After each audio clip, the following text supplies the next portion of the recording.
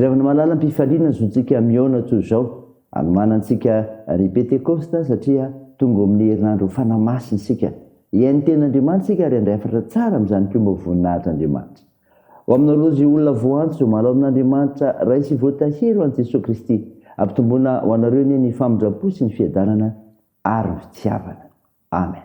Alasinainy rojona 2022 ibadinantsika rehetra vaovao indray amin'ny tompo ny fahefana andeha riavana isidera sy akalaza eny ame voninahitrin'andriamanitra isika.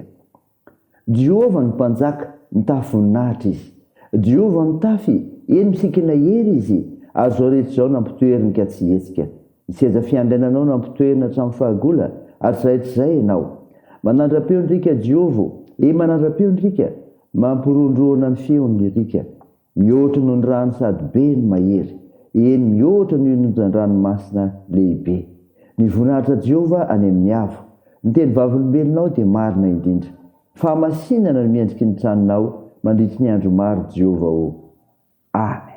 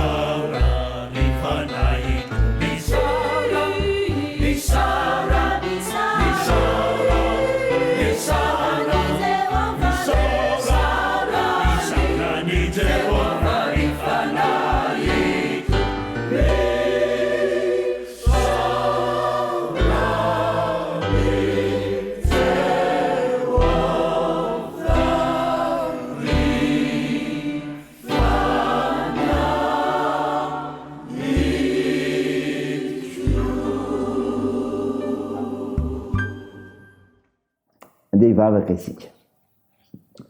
Andriamanitra manam-pahefana manasitrana zay manatona anao ianao, ka nilaza sy nanafatra ny tokony ataonay. Koa mendrika anao tompony isotra sy ny dera ny laza ny voninahitra no ianarinao masina, satria Andriamanitra tsy toy ianao. Tompo, mpanotsy zay, ko no fahotanay dia mamindrafo aminay. Sosao madio zay mba fakelo kardio zay mba fampahotana. Feno mifananao masina zay raha ndreny nofinaina. Hanananay toky fa lehibe ny fiandranao Andriamanitra, ary Andriamanitra manam-pahefana ianao amin'ny zavatra rehetra. Aminaran'i Jesosy Kristy naovanay izany mivavaka izany. Amen. Ny mofonenao antsika amin'ny tiotriavana malala dia hitanao amin'ny filazantsara ny soratan'i Matio. Matio 9 ny 1 ka hatramin'ny 4. Mivako toy izao aminaran'i Jesosy. Ary raha nidina avy teo tendrombohitra izy, dia nisy vahoaka betsaka nanaraka azy. Ary izy nisy boky anankiray nanatona, dia nenkoaka teo anatrehany ka nanao hoe: Tompoko, raha mety ianao dia mahay manadio aho. Ary Jesosy nandritra ny tanany dia nanendry azy ka nanao hoe: mety aho, madiovy ianao. Dia nadio tamin'ny aboka niaraka tamin'izay izy. Ary hoy Jesosy taminy: tandremo mba tsy laza amin'ny olona na dia iray akory azy ianao, fa mandehana misy eo ampisorona ka mitondrany fanatitra zay nandedimo ny sesy ho vavolombelona amin'ireo.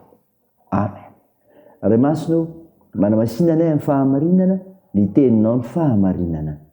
Amen. Revana malala, ho aminao ny ny fiadanana, dia ny fiadanana ilay Jesosy Kristy ilay mpanasitrana anao, ilay tia anao. Ny ofonenao antsika anio ka norentsika teo, dia ny voasoratra amin'ny filazantsara araka Matio 9:1 ka hatramin'ny 5.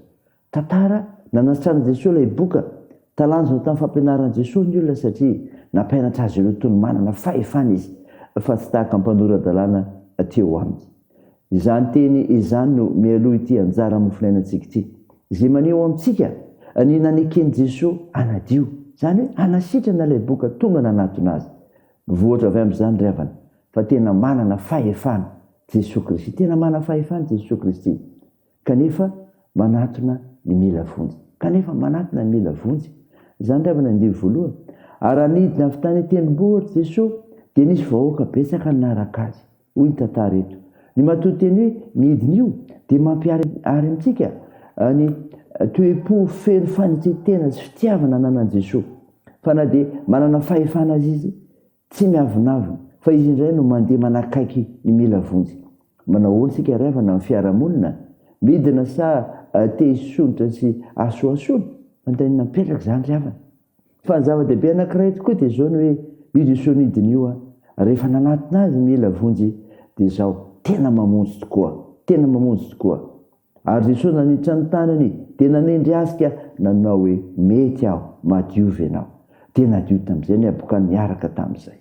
Tsy nataon'i Jesosy tsinitsinina ny finoany ilay tonga nanatona azy, ary nanehony matompo ny fahefana azy satria ny abokana dia aretina, tsy misy fanafana tamin'izany kanefa nosotrany. Matoky ry havana, fa tsy angano ny famonjen'i Jesosy Kristy. Raiso manao izany. Ary eto koa dia izao ny hoe i Jesosy io rehefa nidina ka nanasitrana dia mampanara-dalàna ny olombovonjy. Zany mampanara-dalàna ny olombovonjy, zany ny 4, fa mandehana miseho ampisorona ka mitondrany fanatitra zay nandedimo ny sesy ho vavolombelona amin'ireo. Ireo baiko omeny Jesosy ireo no fanao teo amin'ny Josy, ary tsy nodingany Jesosy zany, fa nasainy narahana mba tsy hampiazoazo na tonga ny voavonjy ho diso lalana amin'ny fijoroana ho vavolombelona. Ry havana malala, sainy zany ray zany, fa io Jesosy Kristy io manam-pahefana nasitrana anao io, ary zava-dehibe zany, mila manatona azy ianao, dia ho vonjeny ianao, ka rehefa koa hampanarahany lalàna. N'Andriamanitra rery ny voninahitra. Amen. Andeha hivavaka isika. Andriamanitra misaotra ny mofinaina ny meno anay zay milaza ny fahefany Jesosy Kristy, koa manatona azy mila vonjy, fa tena mamonjy tokoa izy ary mampanara-dalàna ny olombovonjy. Tompo, mivavaka aminao zay ho an'ny firenenay, ka hianatona anao ny tsiraray, satria manam-pahefana amin'ny zavatra rehetra ianao.